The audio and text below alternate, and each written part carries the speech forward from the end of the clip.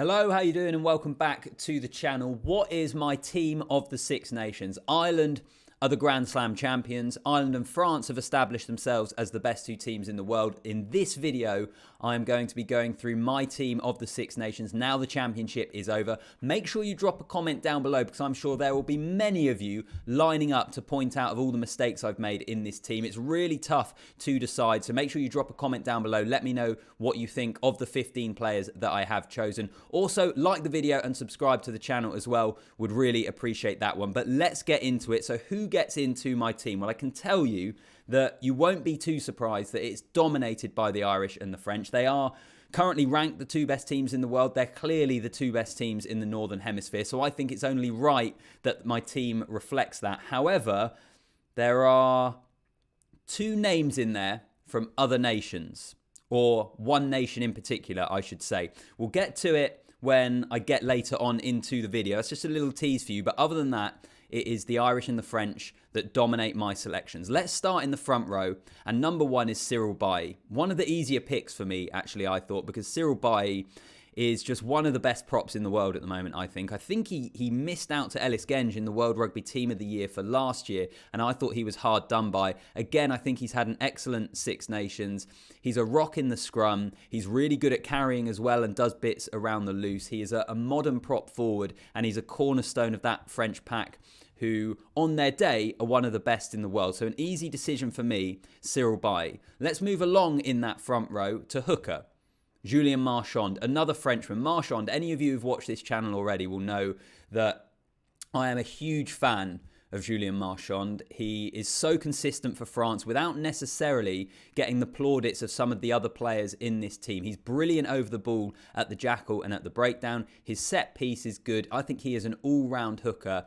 And actually, in my opinion, I think when I did my team of the year last year, I had Marchand as the hooker. I think over the last year to 2 years, he's been the best hooker in the world. So we've got two Frenchmen in Baille and Marchand to start us off. But it wasn't going to be long before we got to the Irish, and Finlay Bealham is completing my front row. Why? When you think back to the start of this tournament and Tadhg Furlong being missed for Ireland, you would have thought it would be a huge absence. And we know how good Furlong is. He's the best in the world on his day in that position. But I think Bealham has been that good in terms of how he's covered Tadhg Furlong. It hasn't been as big a loss as many people would have expected. He's shown the depth that Ireland now have in their front row. And actually, in fact, if I look at the front row, I could have mentioned Andrew Porter as well instead of Cyril Baille, but I end up going for Baille. But Finlay Bealham, excellent. And in fact, a few other notable mentions for my front row. I mentioned Porter. Weenie Antonio got close to taking Bealham's place because, again, I think he is a Frenchman who's excellent at carrying and a really good prop to boot as well. And in terms of hooker, I didn't go for an Irish hooker just because they have had to chop and change a fair bit, partly due to injury, whereas Marchand has played every game. And I wanted to give just a mention to George Turner, who isn't a player I think many people would have in this conversation if we're talking team of the Six Nations. But I think quite quietly, he is becoming one of the most consistent performers for Scotland. I think actually the Scottish hooker's played really, really well. So I just wanted to give him a mention there. But that is our front row: Cyril Baille, Julien Marchand and Finlay Bealham. Into the second row we go. And we are sticking with the French and sticking with the Irish, actually, for this one. Thibault Flament, first of all, in the second row. I think this has been the Six Nations where Flament has established himself in that French team and on the international scene more widely. I know he's been around for, what it's been, a year, a couple of years or so, 18 months, something like that. But this is the run of games in the Six Nations where he started every single one. With the absence of Cameron Woki, I think he's covered him brilliantly. I know Woki often plays in the back row as well. But in terms of having someone in that second row with just that little bit more athleticism, I think Flament has been excellent, and he scored a number of tries for the French as well. I think his performances have been very, very good, particularly if you think about Paul Willemse and him in that second row. That's quite a good combination of physicality and brute strength, and also then the athleticism of Flament.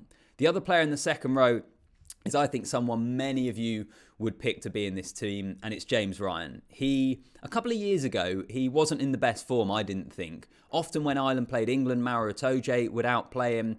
He kind of lost his way a little bit, and boy, is he back in form. James Ryan has been excellent. He has been a rock of that Irish pack. I think he's back to his best form, and I think that was exhibited in this Six Nations. So for me, the second row choices: both relatively easily on this occasion. Let's get into the back row, and it is an all-Irish affair. I've gone for Peter O'Mahony.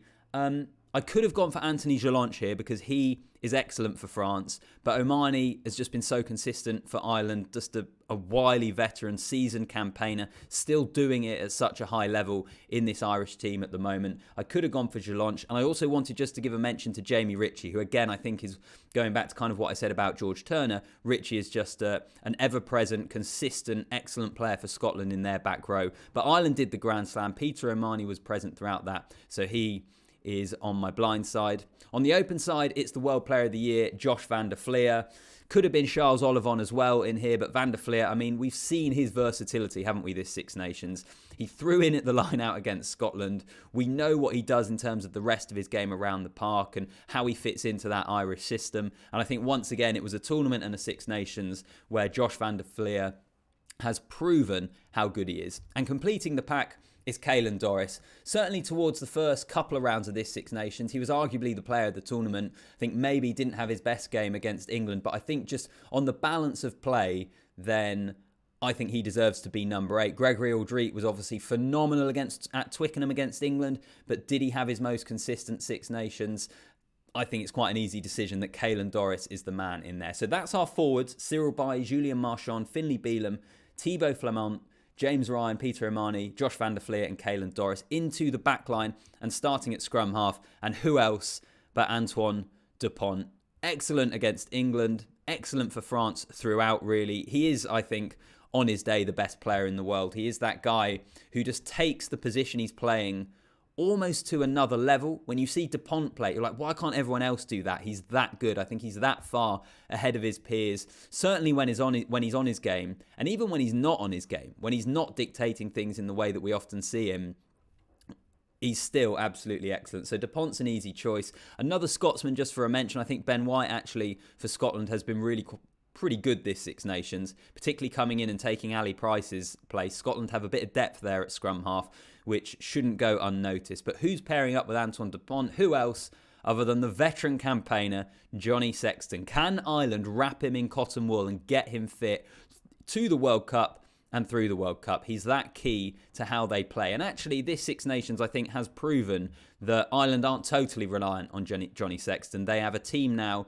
a depth of squad, a way of playing that actually, if he's not there, they're still able, I think, to beat most teams in the world. But I still think when it comes to a World Cup, playing against the best teams, if Ireland are to win the World Cup later this year, they need Johnny Sexton there. He's the Six Nations all-time record point scorer. He has been leading Ireland throughout this championship, and he's just so key to how they want to play. They've won a historic Six Nations, a historic Grand Slam, so he has to be the fly half, in my opinion.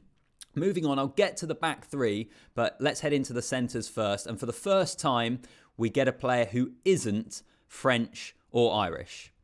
Huw Jones. Now, I'm cheating a little bit here because Huw Jones for Scotland has been playing 13, obviously, with Tuipulotu at 12. But I like Huw Jones so much. I've been impressed with him enough that I'm cheating to put him at inside centre so that I can still get him into my team. I think he's had an excellent Six Nations for Scotland. So much so that for me, look, he breaks into this team because he's just been that good. He's scored tries. He's complemented Tuipulotu really, really well. Again, he's a guy that I remember him absolutely tearing England apart up at Murrayfield quite a few seasons ago. And I feel like he's almost having another renaissance in his career. Not that he's that old, but he dipped off a little bit and he's come back to form and he's been excellent. My 13 is another Irishman, Gary Ringrose. I know he was injured. He missed the England game, but he's just one of the best centres in the world on his day. In terms of the centres as well, I could have gone for Jonathan Donty, but he didn't play enough. He only played a couple of games, but I think we saw his influence when he did play those two games or started those two games. And I mentioned him as well. Tuipulotu would have been well worth that 12 jersey, but I've gone for Huw Jones. Many of you probably say that's wrong because he doesn't normally play 12, but I've gone for Huw Jones. Gary Ringrose, 13. Could have gone for Gael Fickou, but I've just been tipped towards the Irishman. And then we're into our back three. Another Scotsman, Duhan Van Der Merwe, one of the great tries in the Six Nations era against England at Twickenham in round one. Just been super impressive. One of the best wings in the world at the moment. So I think it's kind of obvious why he is there. The problem with me selecting Van Der Merwe is this man, Damian Penaud, is my other wing, who again, I don't think anyone will have complaints about. What this does mean is I haven't selected Mack Hansen, who has been excellent for Ireland, and James Lowe as well. I just felt like Van Der Merwe and Penaud had to be in this team. I couldn't not select them, so that is to the detriment of those Irish wingers who've been very, very good as well. Let's finish the team off with the fullback, and it's Hugo Keenan. Was tempted to go for Thomas Ramos here because, I mean, he scored like 80-odd points. He scored way more points than anybody else in this Six Nations, but I thought just take those points away, and I think Hugo Keenan's perhaps just been a little bit more electric, but I could have easily been swayed towards Thomas Ramos. So that is my team. These are my forwards: Cyril Baille, Julien Marchand, Finlay Bealham, Thibault Flament, James Ryan, Peter O'Mahony, Josh Van Der Flier and Caelan Doris. And as for the back line, Antoine Dupont, Johnny Sexton, Huw Jones and Gary Ringrose in the centres, with Duhan Van Der Merwe, Damian Penaud and Hugo Keenan, my fullback. Drop a comment down below. What do you make of my team? Where have I gone wrong? And who have I done a disservice to? And also make sure you like the video and subscribe to the channel. And as always, I'll see you in the next one.